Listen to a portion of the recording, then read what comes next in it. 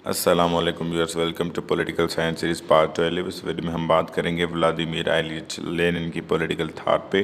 तो चलिए शुरू करते हैं। शुरू करने से पहले अलीज़ वे यूट्यूब चैनल को सब्सक्राइब करें और बेल आइकन को दबाना ना भूलें। तो सबसे पहले हम इस वीडियो में बात करेंगे अर्ली लाइफ जो है लेनिन की, कुछ लाइफ किस्से के बारे में, उसने जो थ्योरीज दी थी, उसके बाद उसकी जो पॉलिटिकल थाट है, capitalist imperialism, dictatorship of proletariat, the state, communist society, professional revolutionaries, इन पे बात करेंगे। लास्ट में एक छोटा सा कंक्लूजन करेंगे। ठीक है, तो व्लादिमीर इलीच लेनिन जो था वो 1870 ईस्वी अप्रैल में पैदा हुआ और 1924 ईस्वी में उसने वफ़ात पाई। वो जो है सिम्बर्ग में पैदा हुआ, रशिया में। उसके जो पेरेंट्स थे वो टीचर्स थे। ये मिडिल क्लास फैमिली से बिलोंग करता था। ये टिपिकल मिडिल क्लास जो लोग होते हैं, जैसे पुअर फैमिलीज़ होती हैं, उनकी एजुकेशन होती है। इसकी एजुकेशन हुई सिम्बर्ग में। उसके बाद इसने वकालत पढ़ी, लॉ पढ़ी यूनिवर्सिटी ऑफ कज़ान में। इसके लिए ये कहा जाता है इसने वकालत करने के लिए नहीं पढ़ी। इसने जो कानून है वो वकालत करने के लिए नहीं पढ़ा, बल्कि ज़ार जो हुकूमत होती थी उस दौर की, जो है मोनार्क कौन की हुकूमत होती थी रशिया में, उसको उलटने के लिए इसने जो है वो लॉ पढ़ी। ठीक है, इसके लिए ये बहुत मशहूर है। उसके अलावा इसका जो बड़ा भाई था उसको जो है फांसी दी गई थी। उस पर ये चार्जेस लगाए गए थे कि ये जो है वो ज़ार के ख़िलाफ़ कंस्पायरेसी कर रहा है। वो 1887 में उसको जो है वो फांसी दी गई थी। ज़ार हम उसे कहते हैं, जो है रशिया में जो उनके बादशाह होते हैं उनको ज़ार कहा जाता है। ज़ार उनका लक़ब होता है। ठीक है, और 1895 में लेनिन को जो है अरेस्ट किया था, जेल में डाल दिया था उसको वो 14 महीनों के लिए पीटर्सबर्ग में, जहाँ पर उसने अपनी बुक लिखी, development of capitalism in Russia. ठीक है, उसके बाद इसको जो है एग्ज़ाइल में भी भेजा गया था, साइबेरिया। फिर इसने जो है यूरोप का टूर किया। ठीक है, पूरे यूरोपियन कंट्रीज़ को विज़िट किया। पूरे 17 साल ये जो है वो यूरोप में रहा और वहाँ पर जो है वहाँ से 1917 में ये जो है वो वापस आया अपने शहर, अपने मुल्क जो है रशिया। इसको फाउंडर कहते हैं। ठीक है, वरना founder of modern Soviet Russia भी कहा जाता है इसे।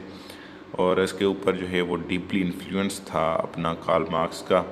ठीक है, और ये वो वाहिद बंदा था जिसने मार्क्सिज़म को प्रैक्टिकली एप्लीकेबल करके दिखाया। मार्क्सिज़म को रियलिटी में जिसने लाया वो ये था। और उसने वफ़ात जो पाई वो 54 ईयर्स की एज में पाई। इसने किताबें जो लिखी वो ये हैं, what is to be done 1903 ईस्वी में लिखी, एम्पेरियलिज़म वो 1916 में लिखी इसने। ठीक है, 1916 में। और स्टेट एंड रेवोल्यूशन 1917 में लिखी, अप्रैल थी से भी 1917 में लिखी। अब आते हैं इसकी पॉलिटिकल थाट पे। उसमें सबसे पहले सर फहरिस्त है कैपिटलिस्ट एम्पेरियलिज़म। सबसे पहले हम आते हैं कि एम्पेरियलिज़म किसे कहा जाता है। एम्पेरियलिज़म कहा जाता है कॉलोनलाइजेशन को। ठीक है, कॉलोनलाइजेशन क्या होता है, मतलब एक आपका जो है स्टेट है, मुल्क है, ठीक है, उसको उसने अपना इन्फ्लुएंस जो वो बढ़ाकर दूसरी जो स्टेट्स थी, ठीक है, इसके जैसी उन पर को कॉन्कर करके उसने उनको अपनी कॉलोनी बना दिया। उन पर भी उसने अख्तियार अपना जो है वो जमा लिया। इसको कहते हैं एम्पेरियलिज़म। ठीक है, तो लेनिन वो कहता है कि एम्पेरियलिज़म जो है वो हाईएस्ट स्टेज ऑफ कैपिटलिज़म होती है। ठीक है, मतलब कैपिटलिज़म का उरूज जो होता है वो होता है एम्पेरियलिज़म। लेनिन कहता है कि कोई भी फ़र्ज़ करें कि एक कैपिटलिस्ट है, उसके पास एक इंडस्ट्री है, फैक्ट्री है, उसके पास वो उसको डेवलप करता है, ग्रो करने के बाद जो है वो वैसे ही उसकी जो है वो यूनिट्स बनाता है, मतलब अपनी इंडस्ट्री को डेवलप करता है, ग्रो करता है, उसके यूनिट्स बनाता है। ठीक है, कैंपसेस बनाता है। उसके बाद उसके पास जब बहुत सारी इंडस्ट्रीज़ हो जाती हैं तब वो एक ट्रस्ट कायम करता है, ग्रुप ऑफ कंपनीज़ कायम करता है और उसको अपनी एक मोनोपोली बनाता है, हठधर्मी बनाता है। ठीक है, उसको वो लेनिन ने मोनोपोली कैपिटलिज्म कहा है। ठीक है, तो मोनोपोली वो अपनी बनाता है, मतलब वो असर सूख जो है वो दूसरी कंपनीज़ पर भी जो है वो डालता है अपना, दूसरी जो है कंपनीज इंडस्ट्रीज़ को वो अपनी कॉलोनी की तरह जो है वो मोनोपोलाइज करता है। तो सेम प्रोसेस लेनिन कहता है कि फ़ाइनेंशियल वर्ल्ड के साथ भी है, बैंक्स ऐसे ही जो है वो कंबाइन होती हैं। उसके बाद जो है वो अपनी फ़ाइनेंशियल जो है फिनांस मोनोपोली फिनांस कैपिटलिज्म बनाती हैं। ठीक है, जो मोनोपोली फिनांस कैपिटलिज्म है वो कहता है कि एक्सपांशनिस्ट है, मतलब वो उसकी जो है ये नेचर है कि वो फैलती और उसमें ख्वाहिश होती है फैलने की और वो फैलती है, उसकी एक्सपांशनिस्ट जो है वो पॉलिसी होती है, जो कि इस मोनोपोली फिनांस कैपिटलिज्म या मोनोपोली कैपिटलिज्म को लीड करती है, ले चलती है, ठीक है, कुछ रिजल्ट्स पर, कंसिक्वेंसेस वो क्या हैं? लेनिन कहता है कि एक्सप्लॉइटेशन ऑफ कॉलोनियल पीपल, ठीक है, मतलब एक फैक्ट्री थी, ठीक है, उसने अपना असर सुख बढ़ाकर, ठीक है, दूसरी कंपनी को जो है अपनी कॉलोनी बनाया, ठीक है, फिर जो वो कॉलोनी बन जाते हैं तो उनको जो है वो एक्सप्लॉइट करती है, ज़्यादा जो है सरप्लस हासिल करने के लिए, ज़्यादा जो है वो प्रॉफिट हासिल करने के लिए। और दूसरा इसका कंसिक्वेंस वो क्या है? दूसरा जो है इसका कंसिक्वेंस वो ये है कि promotion of international wars between capitalist countries and ultimately collapse of capitalism, ठीक है, ये प्रमोट करती है इंटरनेशनल वार्स जो हैं वो कैपिटलिस्ट के बीच में, ठीक है। कैपिटलिस्ट है, उसके पास उसका असर सुख ज़्यादा है, उसकी मोनोपोली हठधर्मी ज़्यादा है, ठीक है, उसके जो हैं वो कॉलोनीज़ मतलब फैक्ट्रीज़ जो हैं, ठीक है, वो ज़्यादा हैं, दूसरा कैपिटलिज्म की कम है, तो उनके बीच में क्या हो जाएगी जी, एक कंपटीशन शुरू हो जाएगा, एक उनके बीच में एक जंग शुरू हो जाएगी और आहिस्ता आहिस्ता ये अपनी जो है वो हसद की वजह से कोलैप्स हो जाएगा, ठीक है, इनका कैपिटलिज्म। और लेनिन कहता है कि transition of capitalism to socialism is through imperialism, ठीक है, मतलब कैपिटलिज्म से सोशलिज्म की तरफ जो बदलाव आएगा, चेंज आएगी, वो जो है उसके लिए जो मीन्स है, ठीक है, ज़रिया है, वो इम्पेरियलिज्म है, क्योंकि उस इम्पेरियलिज्म जो है वो अपने साथ बहुत सारी कंट्राडिक्शंस जो हैं वो साथ लेता है, लिए चलता है। मिसाल के तौर पर फर्स्ट जो है कंट्राडिक्शन जो लेनिन ने हमें बताई है वो ये है कि कंट्राडिक्शन होती है कैपिटल और लेबर के बीच में, ठीक है, एक तज़ाद होता है, एक स्ट्रगल होती है कैपिटल और लेबर के बीच में, ठीक है। कैपिटलिस्ट लेबर को जो है वो ज़्यादा उससे काम लेता है, सरप्लस लेता है, ठीक है, और लेबर जो है वो जो है एक्सप्लॉइट होता है, एक्सप्लॉइट होने से उनके बीच में एक स्ट्रगल शुरू हो जाती है, तज़ाद शुरू हो जाता है, कंट्राडिक्शन हो जाती है, ठीक है। सेकंड कंट्राडिक्शन ये है struggle between various imperial powers, जैसे एक कैपिटलिस्ट है उसके पास ज़्यादा जो है वो मोनोपोली है और दूसरे के पास कम है, तो उनमें जो है एक स्ट्रगल होगी, ठीक है, वो सेकंड कंट्राडिक्शन उसको कहता है लेनिन।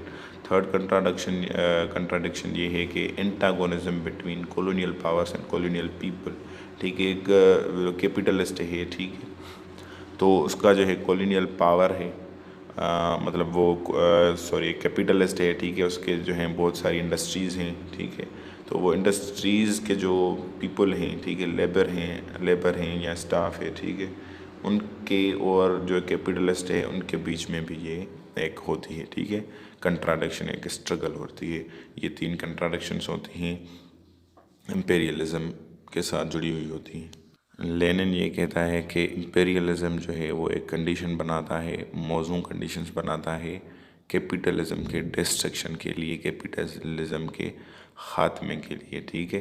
तो इसके बाद कैपिटलिस्ट इम्पेरियलिज़म के बाद चलते हैं डिक्टेटरशिप ऑफ प्रोलेटेरिएट पे।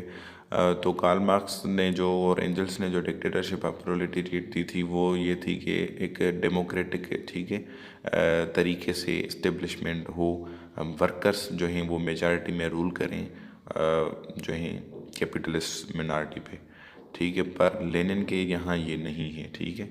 लेनिन ये कहता है कि dictatorship over the proletariat of communist party, मतलब प्रोलेटेरिएट वो हैं जो वर्किंग क्लास है, ठीक है, सबसे पहले तो ये आप समझ लें।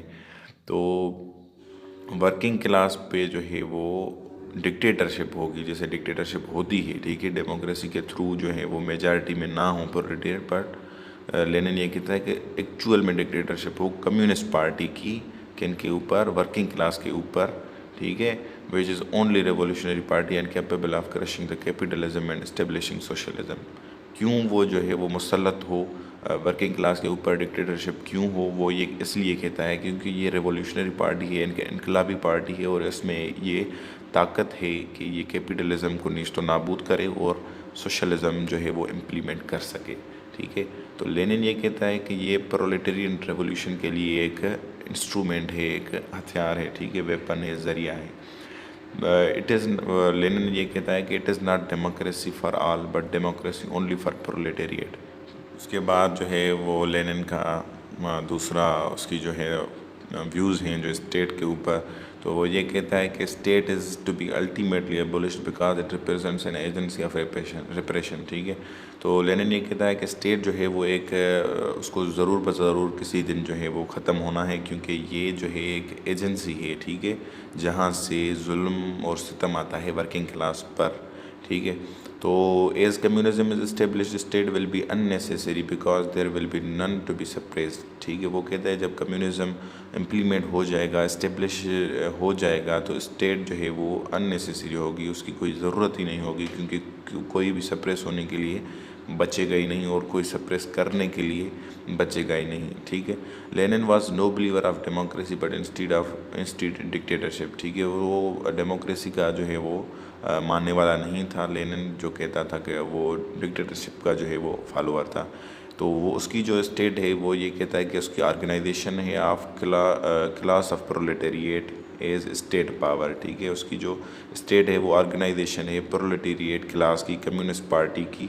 State represents force and must be oppose by force. State जो है वो कैपिटलिस्ट होती हैं, कैपिटलिस्ट जो हैं उसको मोनोपोलाइज करते हैं और वो फोर्स के ज़रिए से ऑप्रेस और सप्रेस करते हैं वर्किंग क्लास को। ठीक है, तो लेनिन कहता है कि फोर्स ही लोहे को लोहा ही काटता है, इस तरह से फोर्स को अपोज हम फोर्स से ही कर सकते हैं। इसी तरह ही जो है एक प्रोलेटेरियन स्टेट हो जिसमें वो ओवर पावर्ड हो प्रोलेटेरिएट्स।